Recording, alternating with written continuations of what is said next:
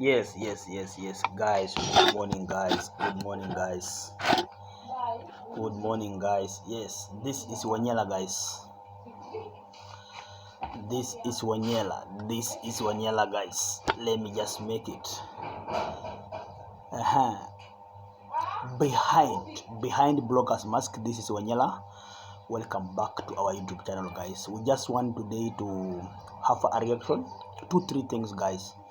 I want to speak on 2-3 things, guys. I will speak something about concerning the hypocrisy in our Kenyan leaders and in our Kenyan politicians. The hypocrisy, the idea that you want to tell people that you are supporting this side of the political divide, but you don't mean what you are doing, guys. I just want to have let's have a bit of a listening from this is NTV news, morning news, guys. Yesterday.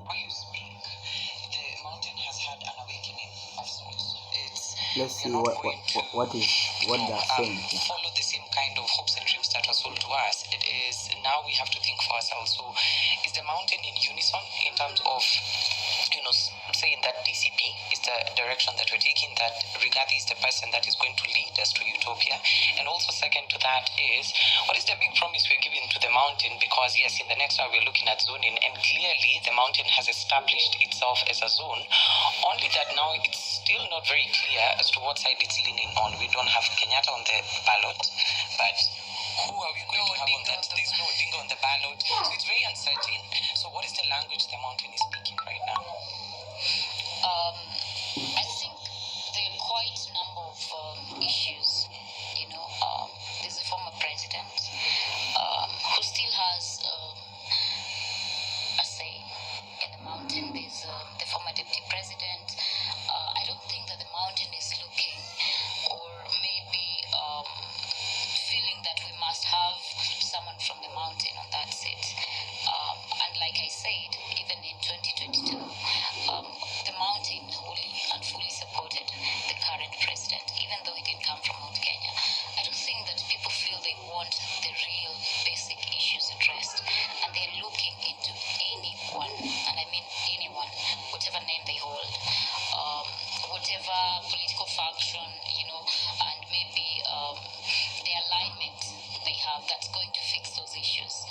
And because they're just tired of the fake promises, and the basic issues like education, healthcare not working for them. In terms of DCP as a party, I do believe that it has a foothold in Mount Kenya, and it is the popular party of the day. You find that in Kenya, political parties are vehicles. Mostly, I think besides ODM party, which has lasted over 20 years, most of the political parties last a maximum of... I'm just stopping a bit so that I can react. There is something called a fair use of content, a fair use of a video. So this is not my video, this is not my mind, because this is NTV news. So I just want to react before we continue. This is a DCP leader, DCP spokesperson, I don't know, or a communication person. She's saying that the party of the mountain currently is DCP, and that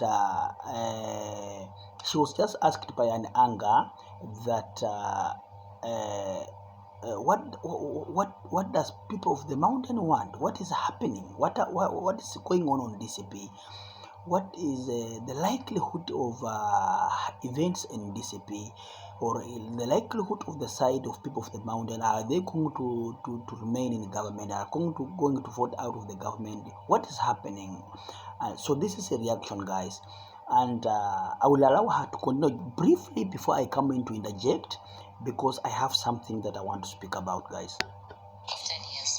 They're like on the market. Fort Kenya has lasted much longer than that. It has, but what is the power it wields? Since independence. You see, even Jubilee has been there, right? More than 10 years. But then the power that they wield, and the command they wield and the following, the only party that has actually lasted more than 10 years is ODM.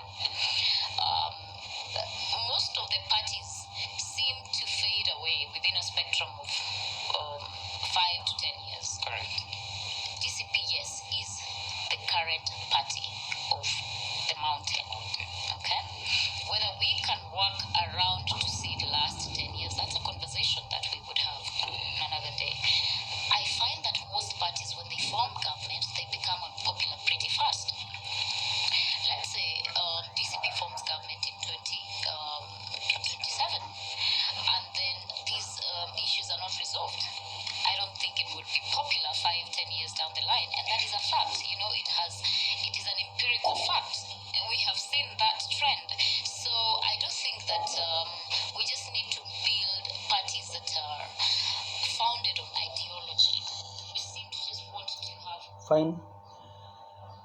Yeah, before I go further, I just also want to react something, guys.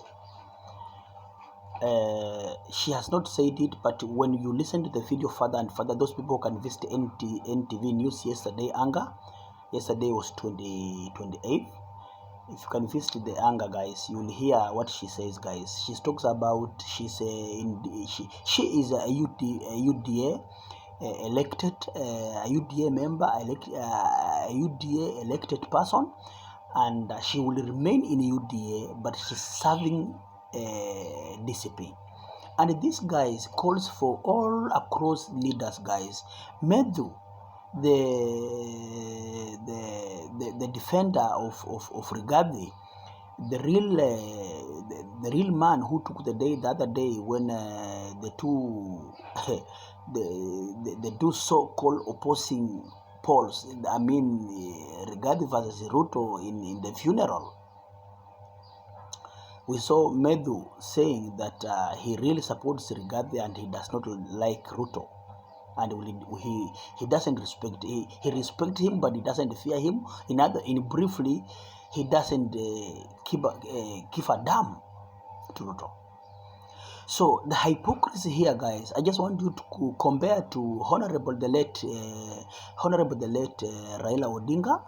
The year 1992, having disputed with his father Jaramogi Oginga Odinga, and he came out opposing Jaramogi Oginga Odinga, handing over his party leadership or chairship to Honorable late Wamalwa Kijana, Michael Wamalwa Kijana.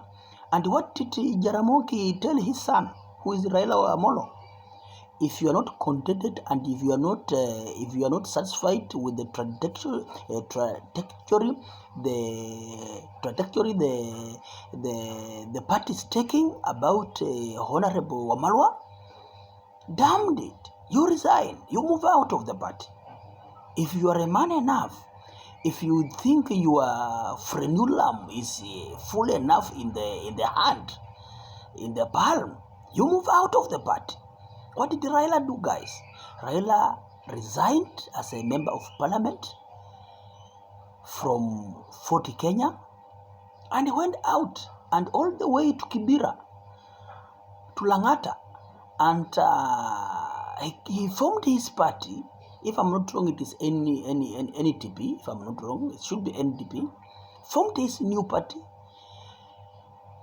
A by-election was called in his constituency, and this guy came out and defended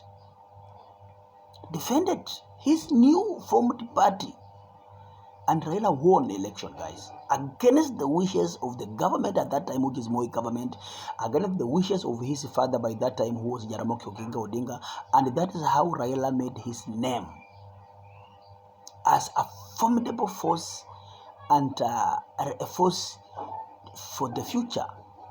It was called the Young Turks by that time. He was the Gen Z of that time, guys. But the current scope of leaders, this kind of Medhu, all these people, this kind of Sifuna is opposing Oburu, and Sifuna is opposing everybody. But Sifuna is saying he's very popular, moving around, ferrying students into rallies and creating a perception that Sifuna is loved across Kenya. If he's a man enough, why can't he fold ODM and create his party?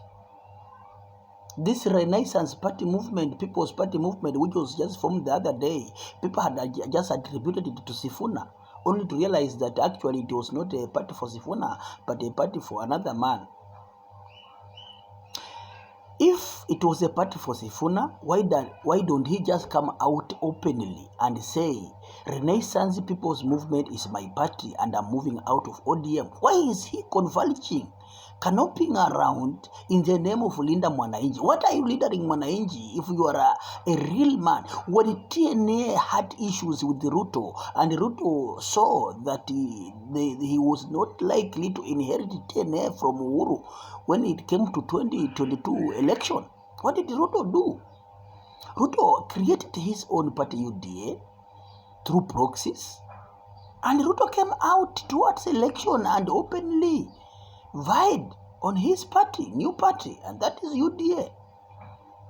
So why can't Sifuna, if he is genuinely against ODM, because ODM has gone to the bed with the government, and him being Sifuna with his big values and big ambitions, that he's not able to agree or to accept or to align with the argument of his leadership in ODM. Instead of calling himself ODM leader Mwananchi, why can't he come out openly and say, I am Sifuna, and we are Sifuna the people, and we are moving out of ODM, and we are going to form the next government comes 2027. Why can't he do that? Why can't Methu come out of UDA? Methu is a member of UDA. If Methu comes out today of UDA and resigns from UDA, the by-election will be called, let DCP party win a member of parliament, regain it through Methu.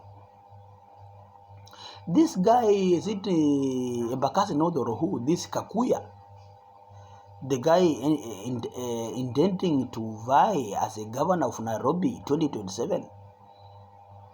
Why don't they create a bunch of people who can come out of UDA and humiliate Ruto and move out, and Ruto to lose the numbers? Because Ruto is using those numbers of members of parliament to earn a lot of money from political party development, whatever money, the funds that are being given out every year. Ruto is getting something above 700 million every budgetary period, followed by ODM taking 400 million.